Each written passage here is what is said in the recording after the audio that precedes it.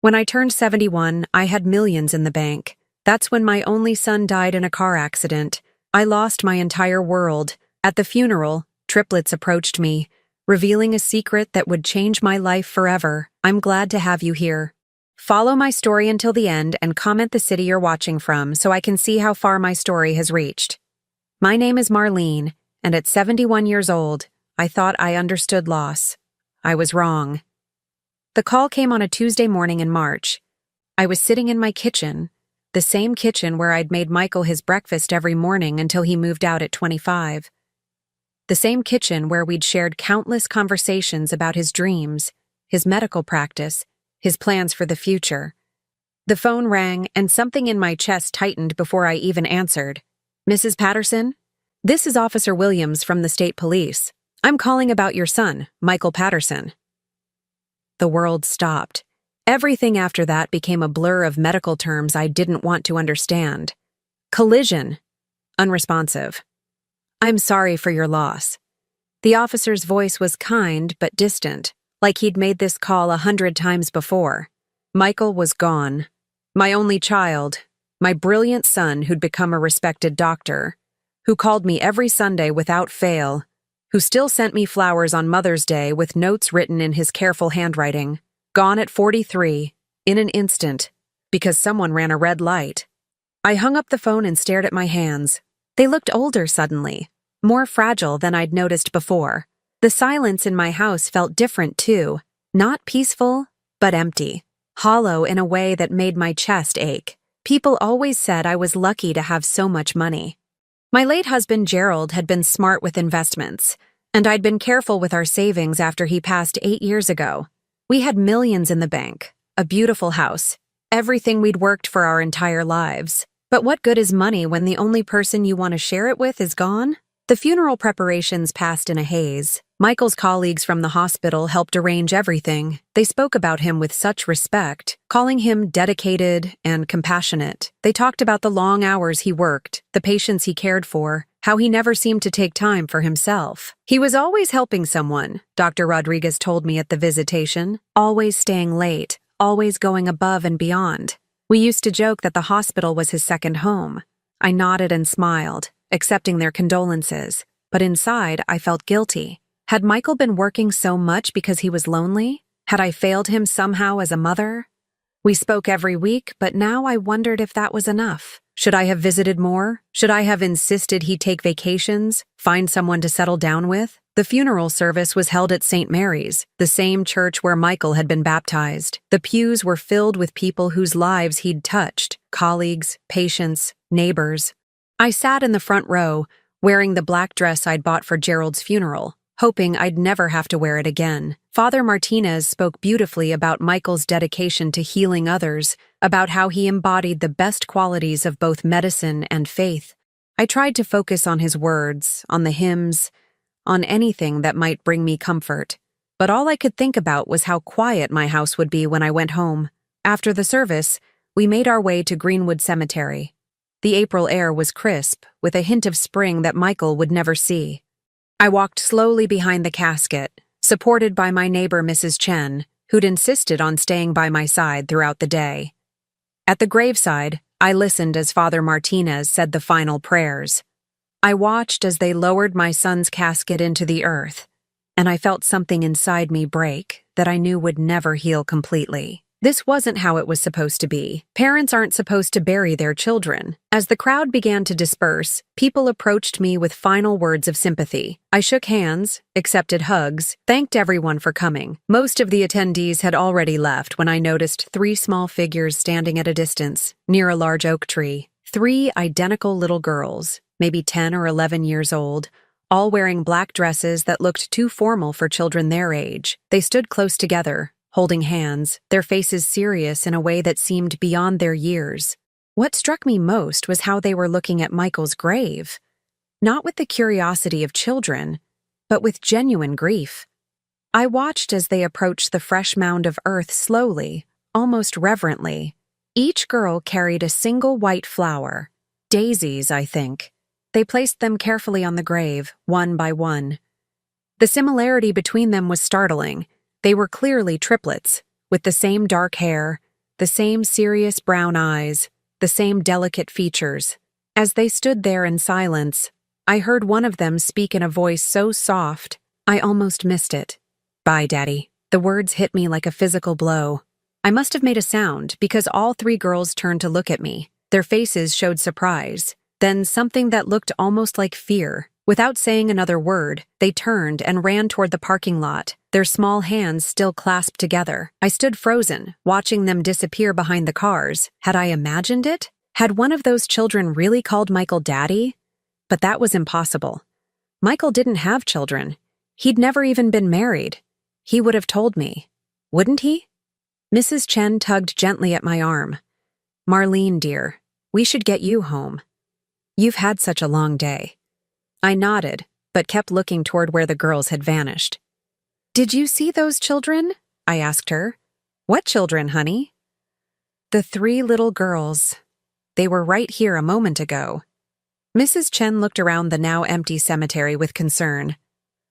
"I don't see anyone, dear. It's just us now." Maybe the grief was playing tricks on my mind. Maybe I'd imagined the whole thing. But as we walked back to the car, I couldn't shake the image of those three identical faces, or the sound of that small voice saying, "Bye, Daddy." That night, I sat alone in my living room, surrounded by sympathy flowers and casserole dishes from neighbors. The house felt impossibly quiet. I kept replaying the day, the service, the people who'd shared their memories of Michael. But my mind kept returning to those three little girls. If Michael had children, wouldn't I know? Wouldn't he have brought them to visit? Introduced them to their grandmother? The idea was absurd, and yet... I thought about all those late nights Michael worked, all those conferences he attended, all those times he'd seemed distracted during our phone calls. Had there been something he wasn't telling me? Some part of his life he'd kept hidden? The rational part of my mind insisted I was looking for mysteries where none existed. Grief could make you see things, imagine connections that weren't there. Those children probably weren't even at the funeral for Michael. Maybe they were visiting another grave nearby. But even as I tried to convince myself, I couldn't forget the way they'd looked at his grave. The careful way they'd placed those flowers, and that voice, so small and sad, saying goodbye to someone they clearly loved. As I turned off the lights and headed upstairs to bed, I made a decision. Tomorrow, I would go back to the cemetery. I needed to understand what I'd seen, even if it meant discovering that my grief had made me imagine things that weren't real. Because if those children were somehow connected to Michael, if my son had secrets I never knew about, then maybe, just maybe, I wasn't as alone in this world as I thought. I didn't sleep that night. Every time I closed my eyes, I saw those three little faces, heard that whispered, "Bye, Daddy." By dawn, I'd convinced myself I was losing my mind. Grief could do that to people, couldn't it? Make them see things, hear things that weren't really there. But I couldn't stay away from the cemetery. I started going every morning, just after breakfast. At first, I told myself I was visiting Michael, bringing fresh flowers, talking to him the way some people do at graves. But the truth was, I was looking for those children. For a week, I saw nothing but groundskeepers and the occasional elderly visitor. I began to think I really had imagined the whole thing. Maybe Mrs. Chen was right. Maybe the stress and sorrow had played tricks on my mind. Then, on the following Wednesday, I saw them again. It was around 10 in the morning, and I was kneeling beside Michael's grave, arranging the yellow tulips I'd brought. Yellow had always been his favorite color. As I stood up, brushing dirt from my knees, I caught a glimpse of movement near the same oak tree where I'd first spotted them. Three small figures in school uniforms, navy blue skirts, white shirts, matching cardigans. They were walking slowly toward Michael's grave, just like before, each carrying a single flower. This time I could see them more clearly in the morning light. They were definitely identical triplets, around 10 years old, with dark brown hair pulled back in neat ponytails. Their faces were serious, almost solemn, as they approached the grave. They moved with a careful dignity that seemed unusual for children their age. I stayed very still, afraid that any movement might frighten them away again. I watched as they placed their flowers, red carnations this time, on the fresh earth. Each girl stood quietly for a moment, as if saying a private prayer. Then the girl in the middle spoke, her voice barely above a whisper. "We miss you, Daddy. Aunt Margaret says you're in heaven now." My heart stopped. There it was again. Daddy. This wasn't my imagination. I must have shifted or made some small sound, because all three girls suddenly looked up and saw me. Their eyes widened with surprise, and for a moment we all froze, staring at each other across the grave of my son. The girl who had spoken took a small step forward. She had the most serious expression of the three, and something in her posture suggested she was the leader. Are you Daddy's mommy?" she asked hesitantly. I couldn't speak. I just nodded, my throat too tight for words. The three girls exchanged glances, some silent communication passing between them. Then the same girl spoke again. "I'm Faith," she said, her voice polite but cautious. "These are my sisters, Hope and Joy. We were Daddy's daughters, Hope and Joy." The names hit me like a revelation. I looked more closely at each girl, trying to see Michael in their faces.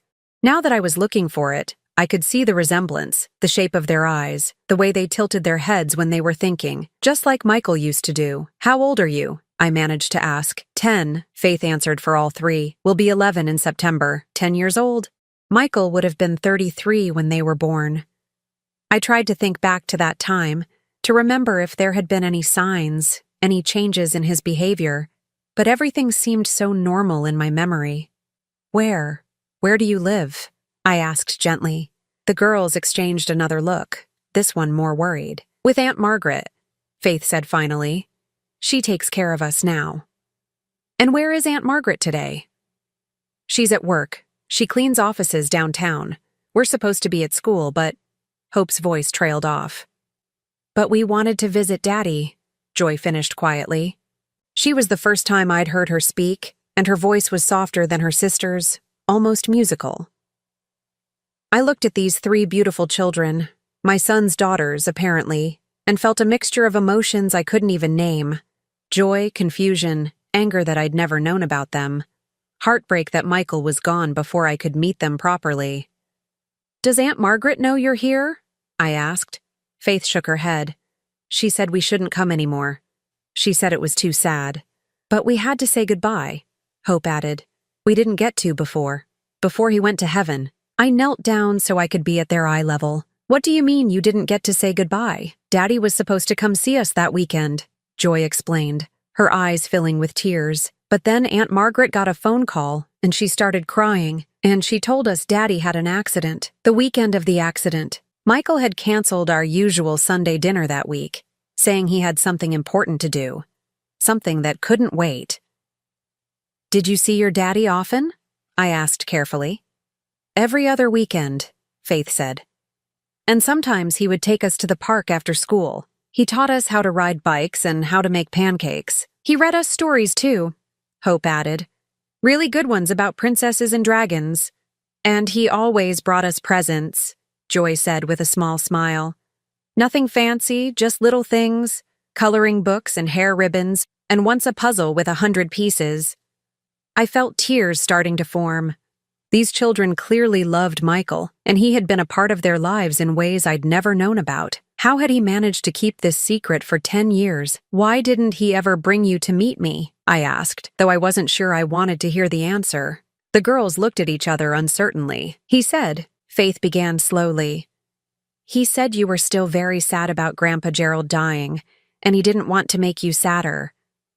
That didn't make sense. Gerald had died 8 years ago, and while I'd grieved, I'd never been the type to shut myself away from life. Michael knew that. "Did he say anything else about me?" I pressed gently. "He said you were the best mommy in the world," Hope said earnestly, "and that someday, when the time was right, we would meet you, and you would love us too." The tears came then, impossible to stop. My son had children, 3 beautiful daughters, and he'd kept them from me for reasons I couldn't understand. And now he was gone, and these little girls were as lost as I was. "I would have loved you," I whispered. "I would have loved you so much." Faith stepped closer and, to my surprise, reached out to pat my hand awkwardly. It's okay, she said in that serious way of hers. Daddy said sometimes grown-ups have to make hard choices to protect the people they love. Before I could ask what she meant by that, I heard a woman's voice calling from across the cemetery. Faith, hope, joy, what are you doing here? A woman in her 50s was hurrying toward us, her face a mixture of panic and anger. She was thin, with graying hair pulled back in a practical bun, wearing the kind of sturdy clothes that suggested a life of hard work. The three girls immediately moved closer together, a defensive gesture that broke my heart. I'm sorry, Aunt Margaret, Faith said quickly. We just wanted to visit Daddy one more time. The woman, Aunt Margaret apparently, reached us and immediately began checking the girls over as if she expected to find them injured. You can't just leave school like that, she scolded. What if something had happened to you? What if you'd gotten lost?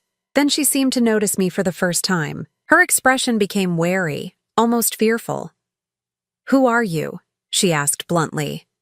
I stood up slowly, wiping my eyes. I'm Marlene Patterson, Michael's mother. The color drained from Margaret's face. She looked from me to the girls and back again, and I could see her mind working, trying to figure out how much I knew. Come on, girls, she said quickly, reaching for Faith's hand. We need to get you back to school. Wait, I said, stepping forward. Please, I just found out about them. I need to understand. No, Margaret said firmly, pulling the girls closer to her.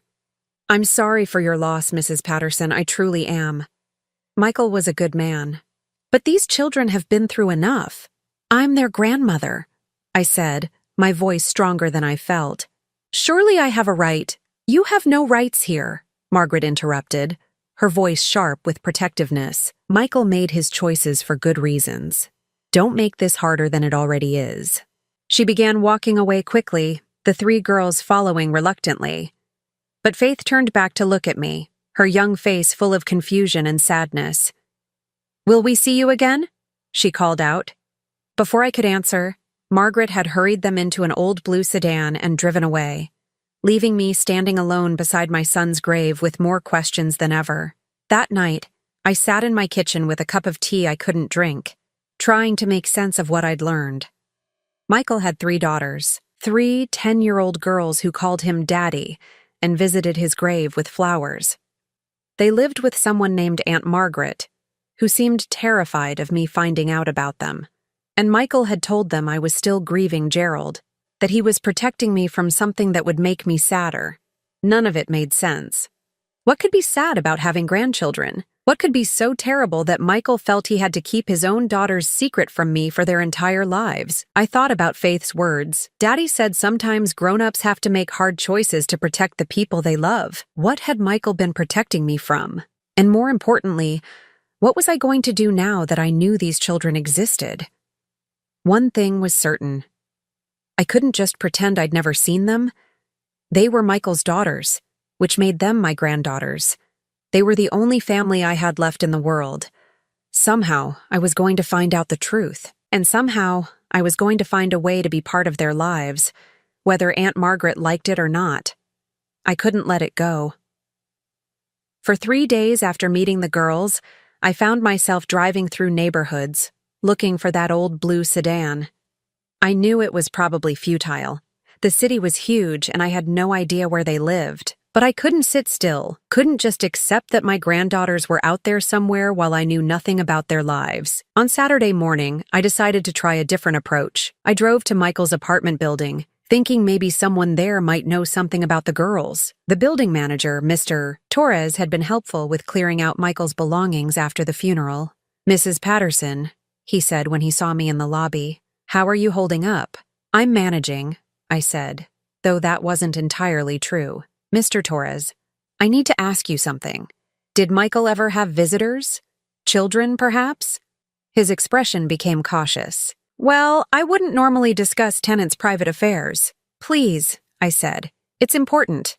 I think they might be family. He glanced around the empty lobby, then lowered his voice. There were 3 little girls who came by sometimes. Always very polite, very quiet. They usually came with an older woman. Not young, maybe 50s. My heart raced. How often did they visit? Every couple of weeks, I'd say. Dr. Patterson would pick them up sometimes or they'd come here. Never caused any trouble. Sweet kids. Do you know anything about the woman with them? Mr. Torres shook his head.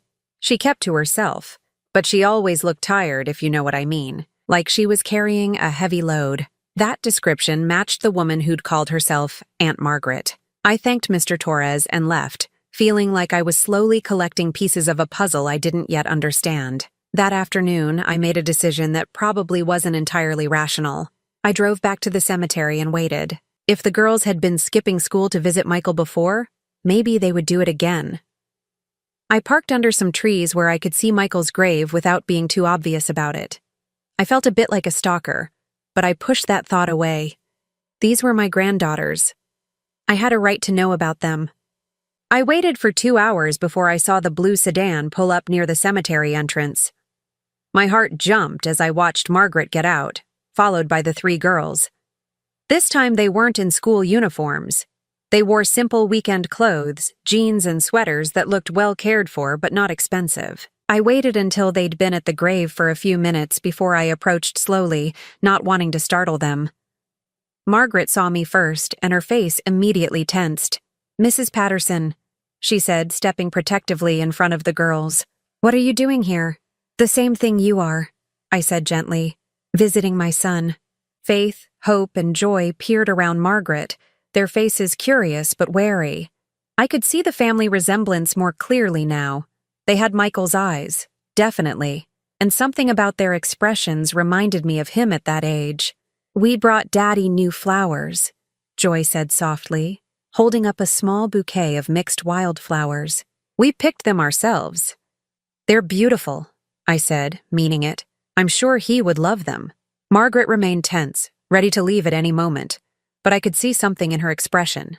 Exhaustion, maybe, or resignation.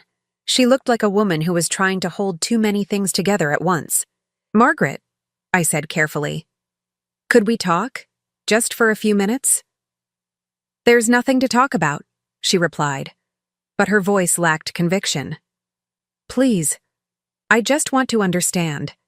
These are Michael's daughters, which makes them my granddaughters. I'm not trying to cause trouble. I just want to know about them."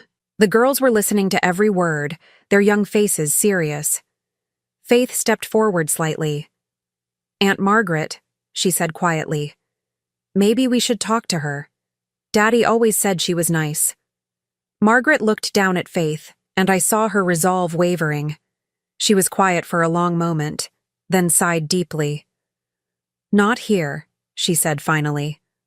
"There's a diner on Maple Street, O'Malley's. Do you know it?" I nodded. "I can meet you there." "Give us 10 minutes," Margaret said. "And Mrs. Patterson, this doesn't mean anything's changed. I'm just willing to answer a few questions."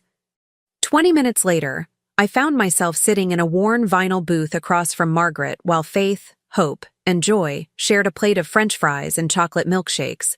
The diner was nearly empty on a Saturday afternoon, which gave us privacy to talk. "How long have you been taking care of them?" I asked quietly. Margaret stirred her coffee absently. "Since their mother died. Almost 4 years now." 4 years? I was shocked. "Their mother died when they were only 6? Margaret nodded. "Sarah was my sister. She had some problems. Health problems, mainly. Michael helped her as much as he could. But when she passed, there was nobody else." I looked at the 3 girls, who were giggling quietly over something Joy had whispered. They seemed happy enough, but I could see a kind of carefulness in the way they acted, as if they were used to not drawing too much attention to themselves. "What kind of health problems?" I asked. Margaret's expression became guarded again. "That's not really." "Look, Mrs. Patterson, I understand you want to know about them, but some things are private.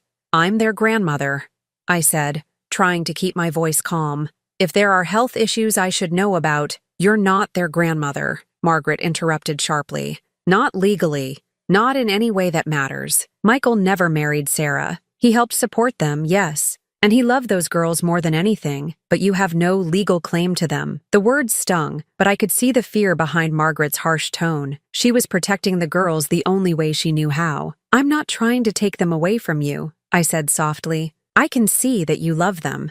But Margaret, I'm 71 years old. Michael was my only child. These girls are the only family I have left. Margaret looked at me for a long moment, and I saw something shift in her expression. Maybe she recognized the loneliness in my voice, or maybe she was just tired of carrying all the responsibility alone. Sarah had a genetic condition, she said finally, her voice barely above a whisper. Something that affects the muscles, makes them weak over time. It's rare, and it's hereditary. My stomach dropped. I looked at the three girls, studying their faces, their movements. They seemed healthy enough, but I realized I didn't know what to look for. Do the girls have it too? I asked. Margaret's eyes filled with tears. Two of them do. Hope and Joy. Faith seems to be clear, but we won't know for sure until they're older. I felt like the air had been sucked out of the room.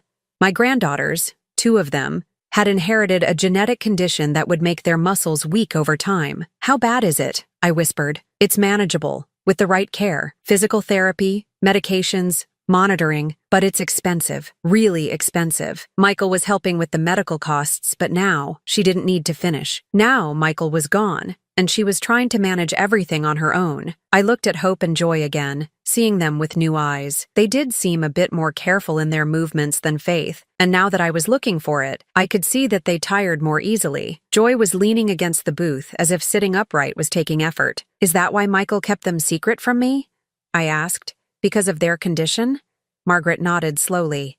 He said you'd already been through enough sadness in your life. He didn't want you to have to worry about sick grandchildren on top of everything else, he thought. He thought it would be too much for you. I felt a flash of anger at my son, even in death. Too much for me? Did he really think I was so fragile that I couldn't handle loving children who needed extra care? But then I looked at Margaret's exhausted face, at the careful way the girls moved, at the weight of responsibility that was clearly crushing this woman who was trying so hard to do right by them, and I began to understand. Michael hadn't been protecting me from sadness. He'd been protecting me from heartbreak, and maybe protecting the girls from having to deal with another adult who might not be able to handle their condition. What kind of care do they need? I asked. Margaret looked surprised by the question. Physical therapy twice a week, regular checkups with specialists, medications to slow the progression. It's not just the money, though, that's a big part of it. It's the time, the coordination, making sure they don't overexert themselves but still get enough activity to maintain their strength. And you've been managing all of this alone? I work nights cleaning office buildings, Margaret said quietly. It gives me flexibility to take them to appointments during the day. But it's hard. They're good girls, they don't complain, but I worry about them constantly. I watched Faith carefully cut Joy's food into smaller pieces, watched Hope automatically hand Joy her napkin when she needed it. These children had learned to take care of each other in ways that broke my heart. Margaret, I said slowly, what if you didn't have to do this alone anymore? She looked at me suspiciously. What do you mean? I mean, what if there was someone who could help with the medical costs? Someone who could drive them to appointments, hire the best specialists, make sure they have everything they need? Mrs. Patterson, Margaret said carefully, if you're talking about money, I'm talking about family, I interrupted. I'm talking about these girls having a grandmother who loves them and wants to be part of their lives. I'm talking about you having support instead of carrying this burden alone. Margaret stared at me for a long moment. Then she glanced at the girls, who were pretending not to listen, but obviously hanging on every word. It's not that simple, she said finally. Maybe it could be, I said. Maybe we could find a way to make it work. Just then, Faith slid out of her side of the booth and came around to stand next to me. She looked up at me with those serious brown eyes that reminded me so much of Michael. Are you really our grandma? She asked quietly. I felt my throat tighten. Yes, sweetheart, I really am. And you want to know us? Even though Hope and Joy are sick? The question was so direct, so matter-of-fact, that it took my breath away. This 10-year-old child was asking me the same question Michael had apparently struggled with for years. Especially because they're sick, I said, reaching out to touch her hand gently. That's what families do. We take care of each other. Faith studied my face for a moment, then nodded as if she'd made some important decision. "I think Daddy would like that," she said simply. From across the table, I heard Margaret let out a shaky breath. When I looked at her, I saw tears in her eyes. "This is all happening very fast," she said. "It doesn't have to," I assured her. "We can take our time, figure things out step by step. But Margaret, please don't shut me out. These girls are all the family I have left." She was quiet for a long time, absently turning her coffee cup in her hands. Finally, she looked up at me. "They'll need to get to know you first, and you'll need to understand what you're getting into. This isn't just about having grandchildren to spoil. This is about medical appointments and insurance battles and watching children you love deal with something that's going to affect them for the rest of their lives." "I understand," I said, though I knew I probably didn't. Not really. "And if you change your mind, if it becomes too much, you can't just walk away. These girls have lost enough people already." I looked at Faith, who was still standing beside me, and at Hope and Joy, who were watching our conversation with the kind of serious attention that suggested they'd learned to pay close attention to adult conversations about their future. "I won't walk away," I said firmly. "These are my granddaughters, Michael's daughters. Nothing about their condition changes that." Margaret nodded slowly, as if she was making a decision that scared her. "Okay," she said finally. "We can try, but we do this my way, at my pace. And the girls' needs come first. Always, always," I agreed. For the first time since Michael's death, I felt something that might have been hope stirring in my chest. I had granddaughters, 3 beautiful, brave little girls who needed love and care and someone to fight for them. And maybe, just maybe, they needed me as much as I needed them. The first visit was scheduled for the following Saturday. Margaret insisted it be at their house, on their territory, which I understood completely. I was nervous as I drove through the modest neighborhood, checking house numbers until I found theirs. A small, well-maintained bungalow with a tiny front garden full of spring flowers. Margaret answered the door before I could even knock. She looked as nervous as I felt, but she stepped aside to let me in. "Girls," she called, "Mrs. Patterson is here." The house was small but spotlessly clean, filled with the kind of furniture that was clearly second-hand but cared for. Children's artwork covered the refrigerator, and I could see school backpacks lined up neatly by the front door. It felt like a real home, lived in and loved. Faith appeared first, as I was beginning to understand she usually did. She was followed by Hope and Joy, who hung back slightly, suddenly shy. "Hello," I said, feeling awkward. "What was the protocol for meeting granddaughters you never knew existed?" "Hi, Grandma Marlene," Faith said, and the title made my heart skip. We'd agreed on it during our phone conversation earlier that week. The girls had suggested it themselves. "We made cookies," Joy announced, stepping forward with a plate. "Chocolate chip," Aunt Margaret helped. "They're beautiful," I said, accepting one. They were slightly lopsided and probably had too many chocolate chips, but they tasted wonderful. Margaret gestured toward the living room. "Would you like to sit down? The girls wanted to show you some things." We settled on the couch, and I found myself with Faith on one side and Hope on the other, while Joy curled up in the armchair across from us. Margaret remained standing, watching carefully. "We made you a book," Hope said, pulling out a construction paper creation held together with yarn. "It's about our family." I opened it carefully. The first page had a drawing of a man labeled Daddy in crayon letters. He was tall and stick-thin, with brown hair and a huge smile. The next page showed 3 little girls holding hands, with their names written above each figure. "This is us when we were 7, Faith explained, pointing to the drawing. "That's when we all learned to ride bikes. Daddy taught us in the park." As we turned the pages, I saw their life unfold in crayon and marker drawings. There was Mommy, a woman with long dark hair who appeared in the early pages but disappeared after a certain point. There was Aunt Margaret in her work clothes, always with arms stretched wide as if hugging someone. And there was Michael, present in almost every picture, teaching them to cook, reading them stories, pushing them on swings. "Daddy said you lived far away," Joy said as I studied a drawing of Michael and the 3 girls around a birthday cake, "but that someday we might meet you." "I didn't live far away," I said gently. "I just didn't know about you. But I wish I had. I would have loved to be part of all these wonderful times." Hope leaned against my arm as we continued through the book. She was smaller than her sisters, I noticed, and seemed to tire more easily. Even sitting still, she rested against me as if being upright took effort. "Are you really rich?" Faith asked suddenly, with the directness that only children possess. "Faith!"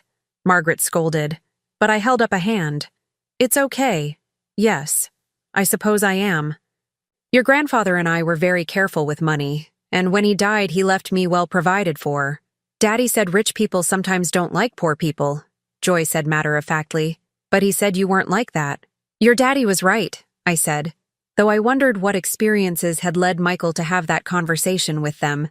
Having money doesn't make someone better or worse than anyone else. It just means they have different responsibilities. "What kind of responsibilities?" Hope asked sleepily. I thought about how to explain it to a 10-year-old. "Well, if you have more than you need, I think you should help people who don't have enough, like how you three take care of each other."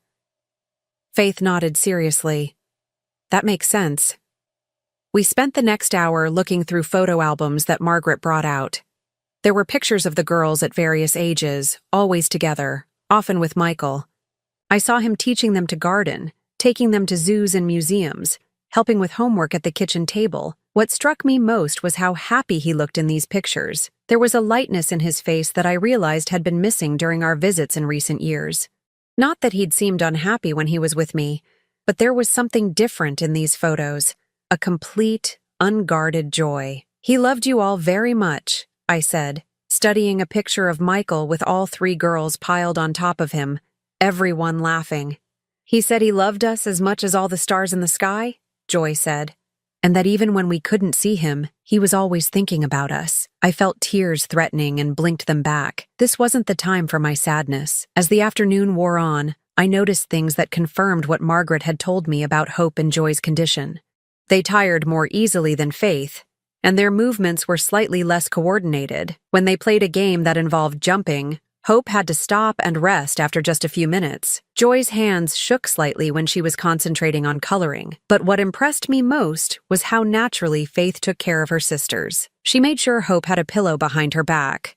She helped Joy with the crayon that was giving her trouble, and she did it all without making a big deal of it. These children had learned to be a team in a way that was both beautiful and heartbreaking.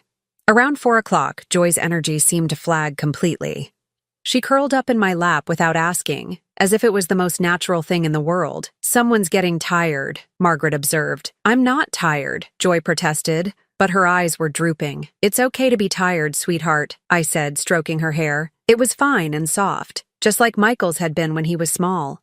"Will you tell us a story?" Hope asked, snuggling closer on the couch. I looked at Margaret, who nodded. "What kind of story would you like?" "Tell us about when Daddy was little," Faith requested. And so I found myself sharing memories of Michael's childhood. I told them about how he used to collect bugs in jars, much to my horror. How he once tried to give our cat a bath and ended up soaked himself. How he learned to cook by standing on a chair next to me in the kitchen, insisting he was big enough to help. The girls listened with rapt attention, especially when I told them about Michael's determination to become a doctor after our neighbor, an elderly man named Mr. Patterson, had a heart attack. "Daddy said he wanted to help people feel better," Hope said drowsily. "He did help people," I assured her. "He was a wonderful doctor, and he was a wonderful father to you three." By the time I finished my stories, Joy had fallen asleep in my lap. Margaret approached quietly. "I should put her down for a nap," she whispered. "Can I carry her?" I asked softly. Margaret hesitated, then nodded. I lifted Joy carefully, surprised by how light she felt. She stirred slightly, but didn't wake as I followed Margaret down the hallway to a small bedroom. The room had 2 sets of bunk beds and was decorated with drawings and crafts the girls had made. Everything was neat and organized, but clearly well used. I laid Joy gently on one of the lower bunks, and Margaret covered her with a soft blue blanket. "She naps most afternoons," Margaret whispered as we left the room. "The condition makes her tire easily." When we returned to the living room, Faith and Hope were looking through more photo albums. "Can we show her the videos?" Faith asked Margaret. "Videos?" I asked. Margaret looked uncertain. "Michael used to record videos for them. Messages for when he couldn't visit, I'm not sure." "Please," Hope said. I want Grandma Marlene to see them. Margaret sighed and retrieved a tablet from a drawer. She scrolled through files before selecting one. Michael's face appeared on the screen and my breath caught. He was sitting in what looked like his apartment, smiling at the camera. "Hi, my beautiful girls," his recorded voice said. "I'm sorry I can't be with you today, but I wanted to tell you a story." For the next 10 minutes, I watched my son tell an elaborate fairy tale about 3 princess sisters who had to work together to save their kingdom. He used different voices for the characters and made silly faces that had Faith and Hope giggling, even though they'd clearly seen this video many times before. At the end of the story, Michael's expression became more serious. "Remember," he said, looking directly into the camera, "you 3 are the most important things in my whole world. I love you more than all the stars in the sky, and nothing will ever change that. Be good for Aunt Margaret, take care of each other, and remember that Daddy is always thinking about you." The video ended, and we sat in silence for a moment. I was crying, and I didn't care who saw. "He made lots of videos," Hope said quietly, "for when we missed him too much. He was a good daddy," Faith added, leaning against my shoulder. "Yes," I managed to say, "he was." Margaret sat down across from us, and for the first time since I'd met her, she looked less guarded. "This is hard for me," she admitted. "I've been their whole world for 4 years. The idea of sharing them, it scares me." "I don't want to take them away from you," I said honestly. "I can see how much you love them, and how much they love you. But Margaret, wouldn't it be easier if you had help?" She was quiet for a long moment. "Their next round of medical appointments is coming up. Hope needs to see the neurologist, and Joy's physical therapy evaluation is due. The insurance company is fighting some of the coverage. What if I handled that?" I offered. "What if we got them the best doctors, the best care, without worrying about insurance companies or costs?" "I can't let you just pay for everything," Margaret said. "That's not fair to you." "It's not about fair," I said. "It's about family.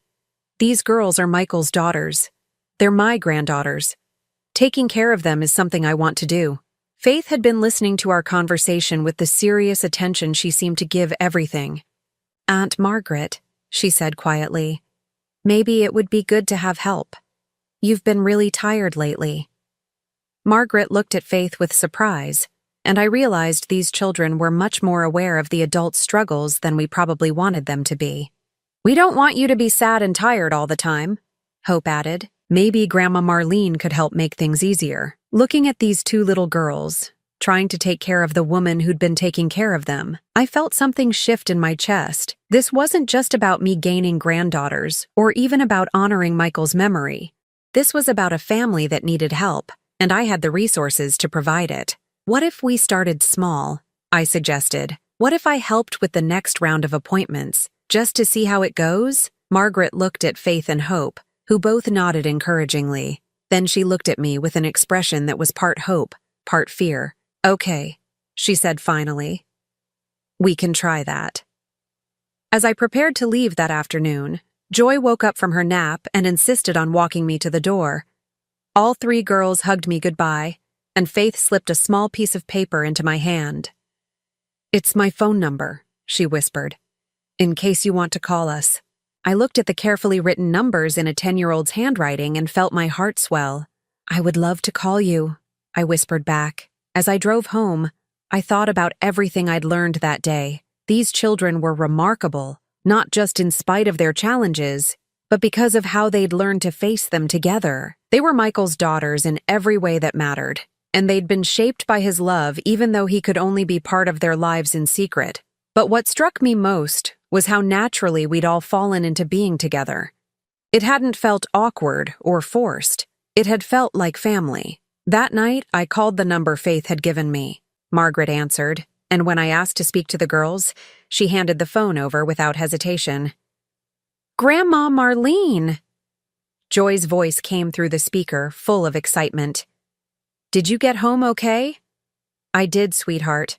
Thank you for a wonderful afternoon." "Will you come see us again?" Hope asked. "As often as you'll have me," I promised.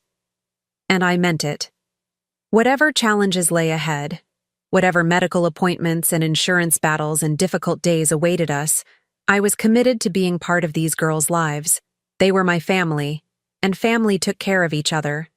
It was exactly what Michael would have wanted, even if he'd been too afraid to make it happen himself. 3 weeks into our new routine, I thought I was beginning to understand the reality of Hope and Joy's condition. I'd accompanied them to physical therapy appointments, watched them take their medications, and learned to recognize when they needed to rest. I'd even started researching their specific type of muscular dystrophy, trying to educate myself about what we were dealing with. But I wasn't prepared for what Dr.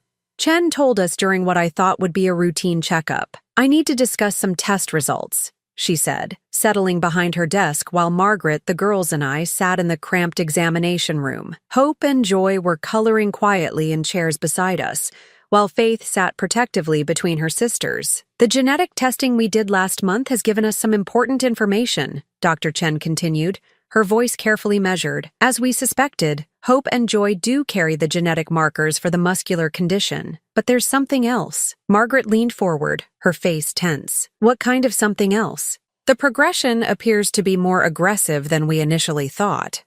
Without intervention, both girls may experience significant mobility issues within the next few years." The room seemed to go quiet, except for the soft scratching of crayons on paper. I felt like I couldn't breathe properly. "What kind of intervention?" I managed to ask. "There's an experimental treatment program at Johns Hopkins," Dr. Chen explained. "It's showing promising results for children with this specific genetic variant. But it's intensive. The girls would need to be there for several months, possibly longer." "Months?" Margaret's voice was barely a whisper. "I can't. I don't have the resources for that kind of—" "The program covers most medical costs," Dr. Chen interrupted gently. "But there would be living expenses, lost wages, the logistics of relocating temporarily." I looked at Hope and Joy, still focused on their coloring books, blissfully unaware that their futures were being discussed. Faith, however, had stopped coloring and was listening intently. "What happens if they don't get this treatment?" I asked, though I was afraid of the answer. "The condition will continue to progress. They'll likely need wheelchairs within 5 years, possibly sooner. Their life expectancy—" Dr. Chen hesitated. "It would be significantly shortened." Margaret made a small broken sound. I reached over and took her hand, feeling it tremble in mine. "But with the treatment?" I pressed. "The early results are very encouraging. Some children have shown marked improvement. Others have had their progression halted entirely. It's not a cure, but it could give them decades of additional mobility and independence." Faith had put down her crayon completely now and was staring at the doctor with those serious brown eyes. "Are you talking about Hope and Joy?" she asked quietly. Dr. Chen looked at Margaret, who nodded reluctantly. We'd agreed early on that the girls should be included in age-appropriate discussions about their health. "Yes, sweetheart. We're talking about a special program that might help them stay stronger for longer." "Would they have to go away?" Faith asked, and I heard the fear in her voice. "For a while, yes, but not alone. They would need someone with them." Faith looked at Margaret with an expression far too mature for a 10-year-old. "Aunt Margaret can't leave work for that long." "Faith," Margaret started, but Faith continued with the brutal honesty of a child who'd learned to face difficult realities. "And we can't afford it anyway. I heard you on the phone with the insurance company last week." Hope looked up from her coloring book, suddenly aware that something serious was happening. "Are Faith and I going to get sicker?" "Joy," Hope corrected automatically. "You meant you and Joy." "Right," Faith said, but I could see tears forming in her eyes. "Are Hope and Joy going to get sicker?" The room fell silent. Dr. Chen looked at Margaret, who was struggling to find words. Finally, I spoke. "Not if I have anything to say about it." Everyone turned to look at me. Margaret shook her head slightly, a warning not to make promises I couldn't keep. "Mrs. Patterson," Dr. Chen said carefully, "this is a significant commitment. The program typically lasts 6 to 8 months, sometimes longer. It's not just about financial resources." "I understand," I said, looking directly at Margaret, "but these are my granddaughters. If there's a treatment that could help them, then we're going to do it." "Marlene," Margaret said quietly, "you don't understand what you're saying. Months away from home, constant medical appointments, being responsible for them 24 hours a day while they're going through intensive treatment. Then come with us, I said simply. All of us. We'll rent a place near the hospital. I'll hire the best home care nurses, tutors for their schooling, whatever they need. Margaret stared at me. I can't let you do that. You're not letting me do anything, I said firmly. I'm choosing to do it. These girls are family. Hope had been listening to our conversation with growing concern. She slipped out of her chair and came to stand beside Margaret. Aunt Margaret, she said softly. Is this because of the money again? Margaret's face crumpled slightly. It's not just about money, sweetheart. It's about what's best for you and Joy. What's best for us is being together, Faith said, moving to stand with Hope, all of us together. Joy looked confused by the sudden seriousness but followed her sisters. Soon all three girls were clustered around Margaret's chair. We don't want you to be worried all the time, Joy said, patting Margaret's arm awkwardly. Maybe Grandma Marlene is right. Maybe it would be better if we all helped each other. I watched this exchange with a mixture of heartbreak and admiration. These children had learned to be caregivers at an age when they should only be worried about homework and playground politics. Dr. Chen, I said, what's the timeline for making this decision? The next enrollment period begins in 8 weeks. I'd need to submit the application within the next 2 weeks to be considered. I looked at Margaret, who was still surrounded by 3 worried little girls. What do you need to make this decision? Margaret was quiet for a long time. Finally, she looked up at me with tears in her eyes. I need to know that you understand what you're committing to. This isn't just about paying for treatment. This is about being responsible for 2 sick children for months, maybe years. This is about watching them struggle through painful procedures and setbacks, and still finding ways to keep their spirits up. And this is about Faith, she continued, looking at the 3rd triplet. She'll need support too, watching her sisters go through this. She'll need to feel like she matters just as much, even though she's not the one who's sick. I knelt down so I was at eye level with all 3 girls. Faith, Hope, Joy, I said seriously.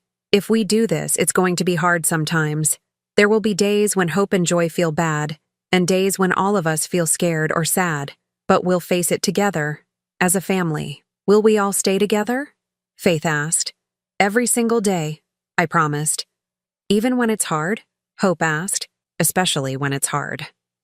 Joy, who'd been unusually quiet, suddenly stepped forward and hugged me tightly. I don't want to get sicker, she whispered against my shoulder. You're not going to get sicker, I said firmly, holding her close. We're going to fight this thing with everything we have. Later that evening, after we'd returned to Margaret's house and the girls were in bed, Margaret and I sat at her kitchen table with cups of tea neither of us was drinking. There's something else you need to know, Margaret said quietly. About why Michael kept them secret. I waited, sensing this was important. Sarah didn't just die from the genetic condition. She took her own life. The words hit me like a physical blow. What? She couldn't handle watching the girls start to show symptoms. She was terrified of what their future would look like, terrified they'd inherited her condition. One night she couldn't bear it anymore. I stared at Margaret, processing this information. The girls don't know. They think she died from complications of her illness, which is technically true. But Michael was devastated. He blamed himself for not seeing how bad her depression had gotten. That's why he didn't tell me about them, I said, understanding flooding through me. He was afraid I wouldn't be able to handle it either. Margaret nodded. He said you'd already lost your husband, that you didn't need to lose yourself worrying about sick grandchildren too. He was trying to protect everyone. I thought about my son, carrying this secret for years, trying to support these children and their mother while shielding me from what he saw as unbearable pain. He was wrong, I said finally, not about Sarah's pain. That was real and terrible, but he was wrong about me. I would have helped. I would have been there for all of them. Maybe, Margaret said, but you can't blame him for trying to protect you. That's what love looks like sometimes, making hard choices to spare the people you care about. I sat in that small kitchen, thinking about Michael's secret videos for the girls, About the careful way he'd structured their lives to give them stability while keeping them separate from me. About how he'd worked extra shifts to pay for their medical care while never breathing a word about the financial strain. "Margaret," I said finally, "I want to do this treatment program. Not because I feel guilty about Michael's choices, but because these girls deserve every chance we can give them." She looked at me for a long moment. "It's going to change your life completely. You'll go from being a wealthy widow with no responsibilities to being a full-time caregiver for 3 children, 2 of whom have serious medical needs." "My life changed the moment I saw them at Michael's grave," I said. "Everything since then has just been figuring out how to make it work." Margaret smiled for the first time since we'd left the doctor's office. "Okay," she said, "let's do it. Let's give those girls the best shot we can." As I drove home that night, I thought about the conversation ahead of us with the girls, about the logistics of relocating our entire lives to Baltimore for months, about the challenges we'd face. But mostly I thought about Joy's small voice whispering, "I don't want to get sicker," and my own fierce response, "You're not going to get sicker." I'd made a promise to my granddaughters, and I intended to keep it. Whatever it took, however long it took, however much it cost, we were going to fight for their futures. It's what Michael would have wanted. It's what these brave little girls deserved. And it's what family does. We show up for each other, especially when the stakes are highest. The next morning, I called Dr. Chen's office and told them to submit the application for the treatment program. Then I called my financial advisor and told him I'd be making some significant changes to my spending priorities. For the first time since Michael's death, I felt like I had a purpose that mattered more than anything else in the world. 18 months later, I stood in the kitchen of our house in Baltimore, watching Faith help Joy with her physical therapy exercises, while Hope practiced piano in the living room. The sound of children's laughter mixed with music filled rooms that had been empty for too long, and I realized I couldn't remember what silence used to feel like. The treatment program had been everything Dr. Chen had warned us it would be. Intensive, exhausting, sometimes heartbreaking. There were days when Hope and Joy were too sick from the medications to do anything but sleep. Days when Faith felt left out because so much attention was focused on her sister's care. Days when Margaret and I were so tired we could barely think straight. But there were other days too. Days when Hope's muscle strength tests showed improvement. Days when Joy could walk farther than she had the week before. Days when all 3 girls laughed so hard at something ridiculous that we forgot to worry about test results and treatment schedules. "Grandma Marlene," Joy called from where she was doing her stretches, "when Faith and Hope turn 11 next month, can we have the party here?" "Of course, sweetheart," I said, still getting used to how naturally Grandma had become part of my identity. "What kind of party do you want?" "A pizza party," Faith said immediately, "with extra cheese and those little sausages." "Pepperoni," Hope corrected from the piano bench. "They're called pepperoni." I smiled at their constant corrections of each other, a habit that had become one of my favorite things about their sisterly dynamic. In the months we'd spent together, I'd learned that Faith was the organizer, Hope was the dreamer, and Joy was the peacemaker who kept them all connected. Margaret appeared in the doorway, home from her new job at the hospital's patient advocacy office. We'd found the position through Dr. Chen's connections, and it allowed Margaret to use her experience with medical bureaucracy to help other families navigate the system. More importantly, it gave her a sense of purpose beyond just caring for the girls. "How did therapy go today?" she asked, accepting the cup of coffee I handed her. "Joy walked 3 more steps than yesterday," Faith reported proudly. "And Hope played that hard song all the way through without stopping." The progress had been slow but steady. Hope's condition had stabilized completely. Her muscle function was actually better now than it had been when we started. Joy's improvement was more gradual, but she was defying every pessimistic prediction the doctors had made about her mobility.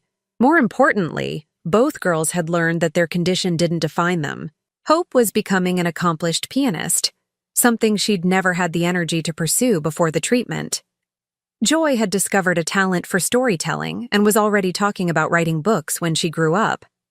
"Speaking of the party," Margaret said, settling into her chair at our kitchen table, "I got a call from Dr. Chen today. She wants to include the girls in a case study about the treatment program." "What does that mean?" Faith asked, immediately alert to any conversation about her sister's medical care. It means Hope and Joy's progress has been so good that other doctors want to learn from it, I explained, to help other children who have the same condition. Would we have to do anything different?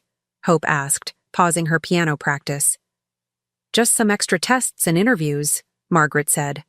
Nothing painful or scary. They want to document how well you're both doing. The girls exchanged glances, that silent communication they'd perfected over the years. If it helps other kids, Joy said finally, we should do it. Definitely, Hope agreed. Right, Faith? Faith nodded seriously. We know how scary it was when we first found out about the treatment. If we can help other families not be so scared, we should. I watched this exchange with the same mixture of pride and heartbreak I felt almost daily. These children had developed a maturity and compassion that came from facing serious challenges together, but I sometimes wished they could just be carefree 10-year-olds. That evening, after the girls were in bed, Margaret and I sat on the front porch of our Baltimore house, something that had become our routine. The neighborhood was quiet, with the kind of peaceful evening sounds that reminded me why I'd fallen in love with this temporary home. I got a call from the real estate agent today, Margaret said quietly, about the house back home. We'd kept Margaret's house rented while we were in Baltimore, but the lease was ending soon. We needed to decide whether we were going back or making this move permanent. What are you thinking? I asked. Margaret was quiet for a moment, looking out at the street where some neighborhood kids were playing kickball in the fading light. The girls are settled here now. They have friends. They know their way around. Hope's piano teacher thinks she's talented enough for the conservatory program. Joy's enrolled in that creative writing class she loves. And Faith? I asked. Faith keeps asking if we're staying because she wants to try out for the school's debate team next year. Margaret smiled. She's got Michael's argumentative streak. It was true. Over the months we'd spent together, I'd seen more and more of my son in each of the girls. Faith had his determination and sense of responsibility. Hope had his quiet intensity and perfectionist tendencies. Joy had his optimism and his way of finding something good in every situation. What about you? I asked. What do you want? Margaret looked at me with surprise. What I want? When's the last time someone asked you that question? She was quiet for so long, I thought she wasn't going to answer. Finally, she said, I want the girls to be happy and healthy. I want them to have every opportunity they deserve. That's what you want for them, I said gently. What do you want for yourself? Margaret's eyes filled with tears. I want to not be afraid anymore, she whispered. For 4 years, I've gone to bed every night terrified that I'm not doing enough, that I'm failing them somehow. For the first time since Sarah died, I feel like maybe I'm not carrying this alone. I reached over and took her hand. You're not carrying it alone. You haven't been for months now. I know, she said. And that scares me too, because what if something happens to you? What if you decide this is too much? Those girls have already lost too many people. It was a conversation we danced around for months, but never addressed directly. Margaret's fear of abandonment was as real as the girls' medical needs. Margaret, I said firmly, I'm not going anywhere. These children are my family now. You're my family now. Whatever happens, we face it together. She squeezed my hand tightly. So we're staying in Baltimore? If that's what's best for the girls, then yes. We'll make it official. The next morning, I found myself in the unusual position of having 3 10-year-olds help me make a major life decision. We sat around the breakfast table with our pancakes and orange juice, and I laid out the choice before them. We can stay here in Baltimore permanently, I explained. Or we can move back to Aunt Margaret's house and visit here regularly for your medical checkups. What do you want to do, Grandma Marlene? Faith asked. I want to do whatever makes you 3 happiest and healthiest, I said honestly. But you had a whole life before us, Hope pointed out with that serious way she had of thinking about things. Don't you miss your old house and your friends? The question caught me off guard. Did I miss my old life? The big, empty house, the quiet days with no purpose beyond managing my investments and attending charity luncheons? You know what I miss? I said finally. I miss your daddy.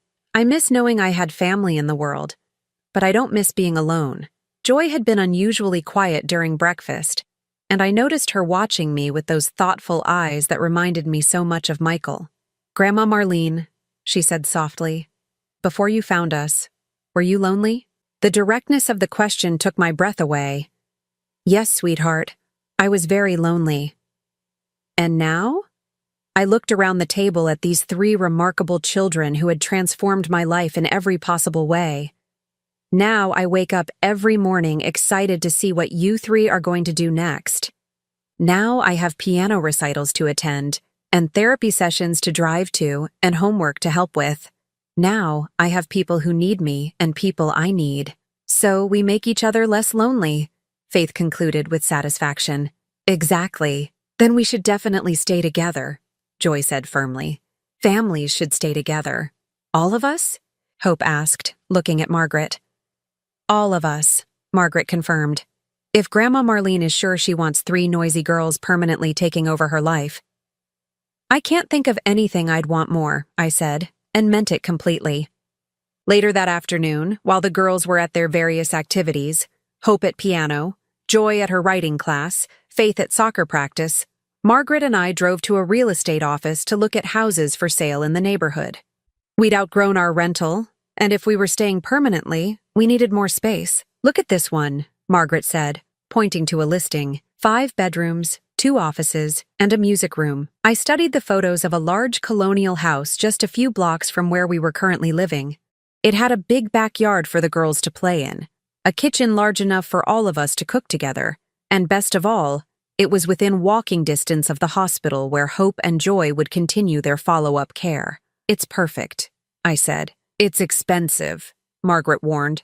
It's family, I corrected. 6 months later, I stood in that same kitchen, but now it was truly ours.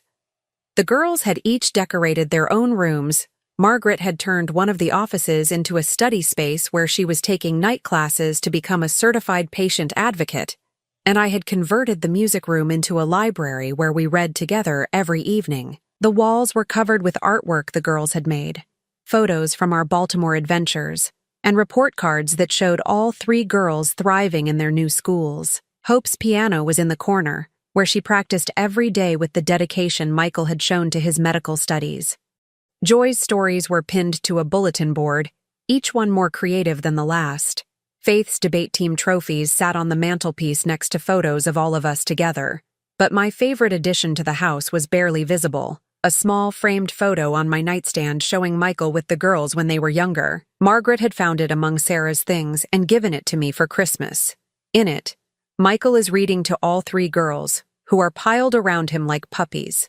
Everyone is laughing at something, and the joy on my son's face is unmistakable. I understood now why he'd kept them secret. He hadn't been trying to hurt me or exclude me from their lives. He'd been trying to protect everyone he loved from pain he thought might be unbearable. He'd been wrong about what I could handle, but he'd been absolutely right about how much there was to love. That evening, as we sat around our dinner table arguing about whether pineapple belonged on pizza, Faith and I were firmly opposed, Hope and Joy were in favor, and Margaret claimed to be neutral but always ordered Hawaiian. I felt something I hadn't experienced since Gerald died: complete contentment. These 3 girls had given me more than granddaughters to love. They'd given me purpose, adventure, daily laughter, and the kind of family chaos I'd never known I was missing. Hope and Joy's medical needs had taught me that love wasn't just about the easy moments. It was about showing up for the hard ones, too. Faith's fierce protectiveness of her sisters had shown me what real strength looked like. And Margaret had become the daughter I'd never had. Someone who understood that family could be chosen as well as inherited. Grandma Marlene, Joy said, interrupting my thoughts. You're smiling funny. What kind of funny? I asked. Happy funny, Hope observed. Like when we surprised you with breakfast in bed on your birthday. I was just thinking about how much I love our family, I said simply. Even when we're being loud and arguing about pizza? Faith asked with a grin. Especially then, as we cleared the dishes together, I thought about Michael and wished he could see us now. His daughters were thriving, growing into remarkable young women who faced challenges with courage and treated each other with unwavering loyalty. They were getting the medical care they needed and the education they deserved. Most importantly, they were surrounded by people who loved them unconditionally. Maybe he had been trying to protect me from sadness, but what he couldn't have known was that loving these children, even with all the scary medical appointments and uncertain futures, had brought me more joy than I'd thought possible. I'd entered their lives as a grieving mother with nothing but money and loneliness.